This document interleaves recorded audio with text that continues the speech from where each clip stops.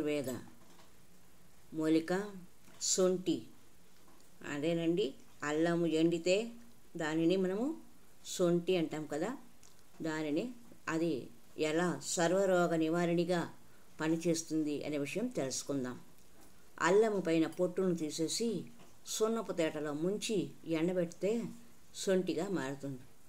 భూమి మీద అతి విలువైన అనేక రోగాలను ధ్వంసం చేయగల మహామూలికలలో శొంఠి అనేది ఒకటి.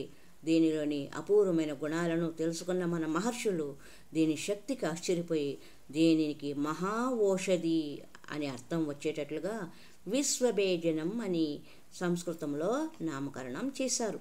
ప్రతి గృహిణి శొంఠి ప్రయోజనాలను తెలుసుకొని ఉంటే తన కుటుంబ సభ్యులకు వచ్చే అనేక చిన్న చిన్న అనారోగ్య సమస్యలను తానే పరిష్కరించగలుగుతుంది.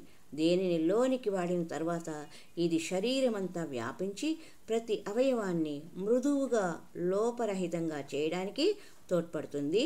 మానవునిలో ఉపయోగాలు తెలుసుకుందాము. మొదట జీవన శక్తిని వృద్ధి చేస్తుంది, అంటే వ్యాధి నిరోధక శక్తి పెంచుతుంది ఆ శొంఠిని తీసుకోవడం వలన. 2 కడుపు ఉబ్బరాన్ని గ్యాస్ను తగ్గిస్తుంది. 3 మూత్రపిండ రోగాలను తగ్గిస్తుంది. 4 పురుషులకు వీర్యవృద్ధి చేస్తుంది. శొంఠిని బాగా దంచి పొడిగొట్టి కొద్దిగా సైంధవ లవణం కలిపి వేడి అన్నంలో ఒక ముద్ద కలిపి కొద్దిగా నెయ్యి వేసుకొని మొదటి ముద్ద తీసుకున్నారనుకోండి, శరీరం లోపల ఉండే ఎన్ని రుగ్మతలకైనా ఇది చక్కటి ఔషధకారిణి. శ్వాసరోగాలను, ఉదర శూలాలను, దగ్గులను, హృదయ రోగములను, బోధకాలను, వాత రోగములను తగ్గిస్తుంది.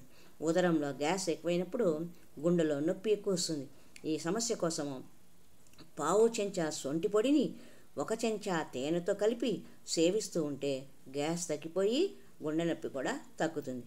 దోరగా వేయించిన శొంఠి పొడిని మేకపాలతో కలిపి సేవిస్తే విషజ్వరాలు తగ్గిపోతాయి. ఒకవైపు తలనొప్పి వచ్చేవారు, ఒకవైపు పార్శ్వ తలనొప్పి అంటారు, ఆ వచ్చేవారు శొంఠిని నీటితో కలిపి మెత్తగా నూరి నుదుటిపైన పట్టు వేస్తే ఆ నొప్పి తగ్గుతుంది.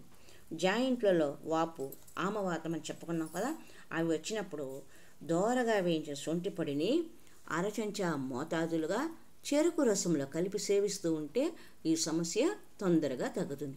అదేవిధంగా శొంఠి పొడిని తిప్పతీగ సమూల రసం పావు కప్పులో కలిపి సేవిస్తూ ఉంటే దీర్ఘకాలిక ఆమవాత సమస్య తగ్గిపోతుంది. కొంతమందికి పొట్ట మందగించి ఆకలి కాకుండా ఉంటుంది.